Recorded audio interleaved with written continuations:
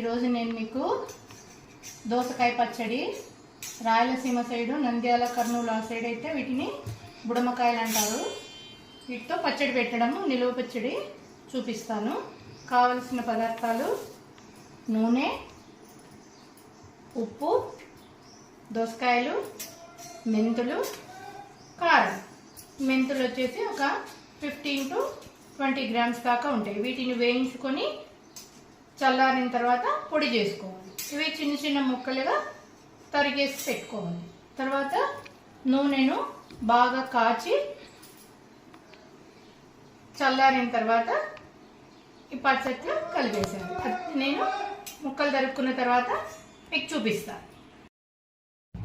దోసకాయలు తరిగి చూపిస్తాను కదా, తరిగి పెట్టుకున్నాను. ఇవి ఈ కప్పుతోటి 2 కప్పులు మీకు ఈజీగా కప్పు కొలతలతో చూపిస్తాను. 2 కప్పులు అయినాయి ఇవి ఈ కప్పుతోటి. తర్వాత ఇందాక మీకు మెంతులు చూపించాను కదా, మెంతులు వేయించి దోరగా వేయించి ఎర్రగా చల్లారిన తర్వాత పొడి కొట్టి పెట్టుకున్నాను. ఒక 2 స్పూన్లంతా. క్వాంటిటీ ఎక్కువ ఉంటే దోసకాయలు కొంచెం ఎక్కువ తీసుకోండి, మరీ ఎక్కువ తీసుకుంటే కొంచెం చేదైపోతుంది. తర్వాత ఈ కప్పుతోటి ఇది ఇందాక మనము దోసకాయలు తీసుకున్నాం కదా కొలతకు, అదే కప్పుతో 1/2 కప్పు దాకా ఉప్పు, 2 స్పూన్ల మెంతి పొడి.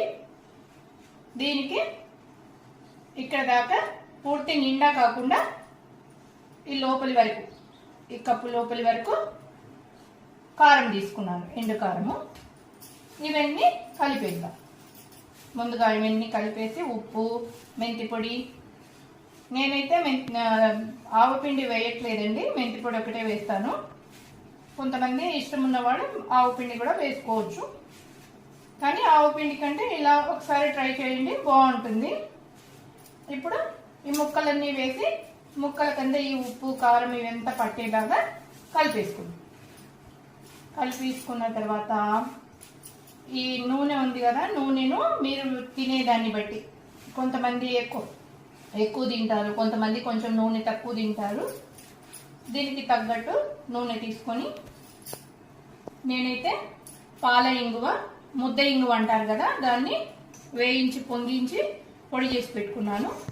ఆ నూనె బాగా కాగిన తర్వాత ఇందులో 1 స్పూను, దీంతో 1/2 స్పూన్ ఇంగువ వేసి నూనె చల్లారిన తర్వాత ఇదంతా ఇలా కలిపి పెట్టుకుంటాం కదా. కొంతసేపు బాగా నీళ్లు, ఉప్పు వల్ల ఇదంతా నీళ్లు ఊరి అదంతా ముక్కలకు పట్టేస్తుంది. ఉప్పు, కారము ఇదంతా ముక్కలకు పట్టేస్తుంది.